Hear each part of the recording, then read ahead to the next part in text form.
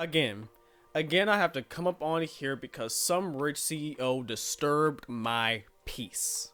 I am the fucking victim. So for those who don't know, Warner Brothers, Paramount, and Netflix decided to come up here and play pool with our lives. There's currently a bidding war to see who is going to be able to take Warner Brothers pictures because apparently y'all are just selling anything now. And the two main contenders are Paramount and Netflix. And it seems like Netflix is winning right now, but it seems like Paramount got a lot to say about that, so we'll see. I want to talk about why we're so fucked. Alan, we are so fucked. And I just wanted to come out and talk about this because I had some things to get off my chest, and I'm not talking about top surgery. I didn't even introduce myself. Hi, I'm Hayes. I ain't even let y'all get a chance to take your shoes off or nothing. Welcome back to my channel, and let's just go ahead and get into this. So on one side of the bidding war, you have Paramount Pictures, in which they have in the past and in the present are not only supporting Trump, but Trump himself wants Paramount Pictures to be the one to win the bidding war for this. So that's shop right there. Paramount Pictures has said that if they win this bidding war, that they're essentially going to turn all of these franchises that we know and love into right-wing propaganda. MAGA, Trump propaganda, traditionalism, you know, the works. So that's already nerve-wracking enough to have a studio coming in and trying to essentially promise to change all of these properties that people love and care about and respect into propaganda. But then on the other side of the spectrum, you have Netflix.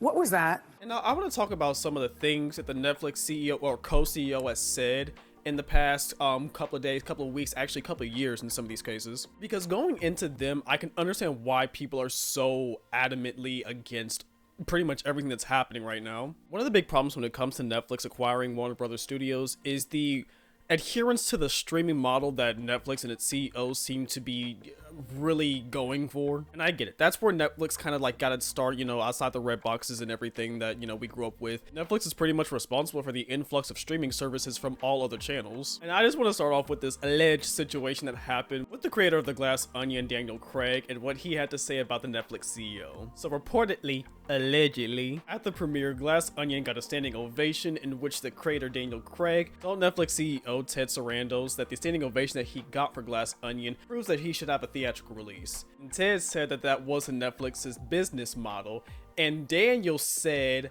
well, your business model sucks.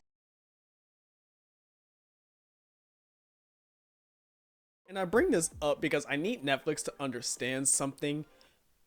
Your business model was already failing.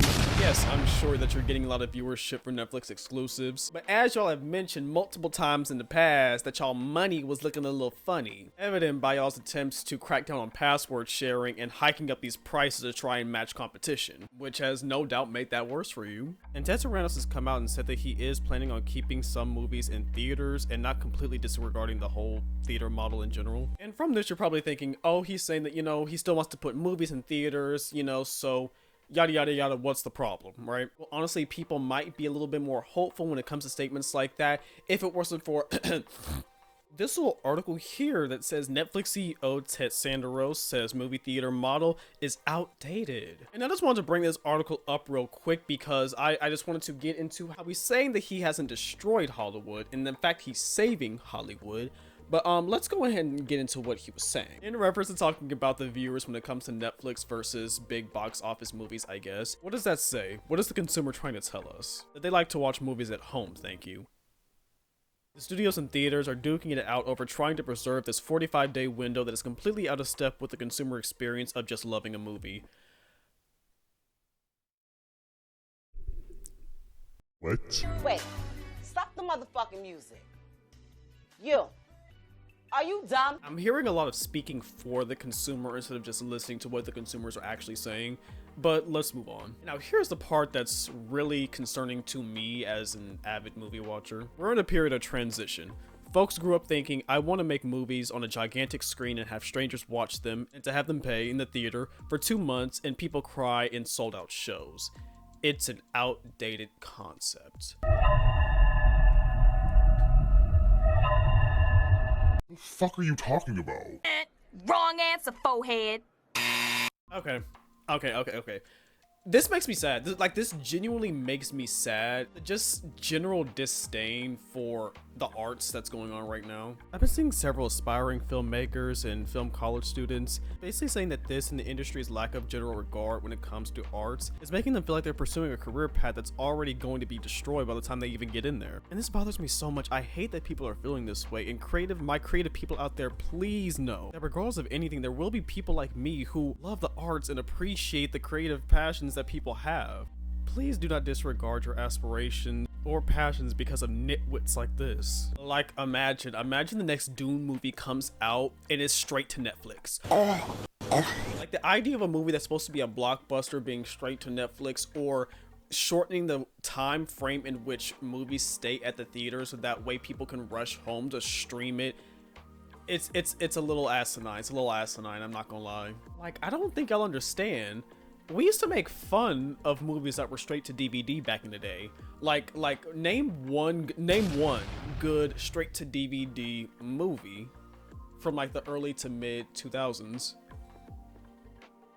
And like I've said, we've been seeing a general disdain for the arts when it comes to CEOs, tech bros, these types of things, but even more so than that, we're seeing a general decline in quality when it comes to most things in this society right now. But specifically with movies and TV shows, we're seeing more of a desire to make frivolous franchises of things that really should have just been one-off experiences, especially when it's obvious that you haven't planned to do much with this universe and you just see the success of this show or movie or whatever and you just say, hey, let's just put out another sequel. The rampant frequency in live action remakes, unnecessary sequels and revivals, and that's not to even mention the lack of general good color grading when it comes to some of these movies, lighting and camera choices that when compared to cinema of the past feels noticeably cheaper, to the point where people are saying that movies that used to mean something like high quality YouTube videos, all of this, and people are still willing to go to the theaters if you actually make a good movie with interesting new concepts.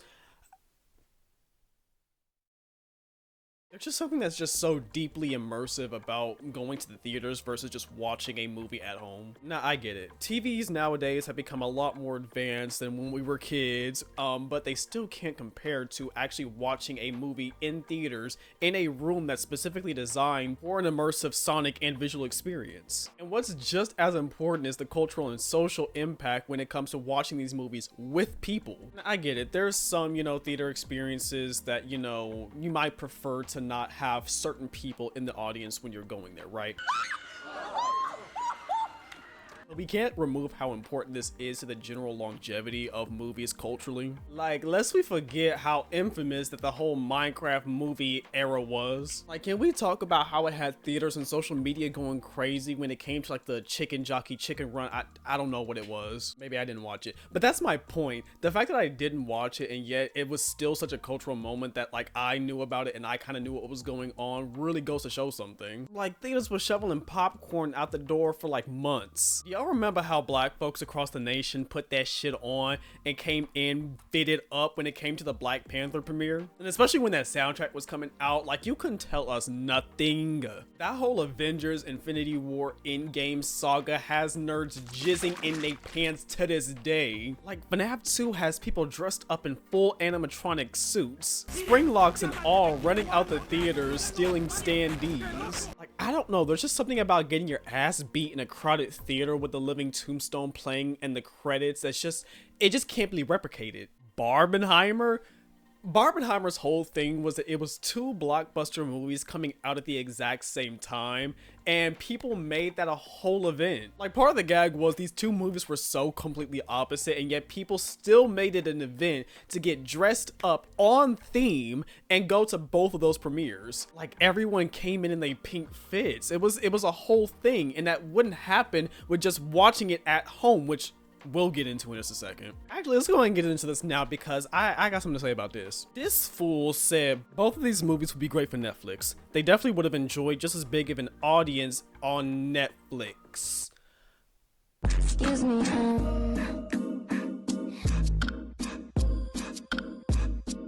You're an idiot. Fuck you! What are you confused about? Like, do you really think people would, the purpose was people dressed up to go out? Hello?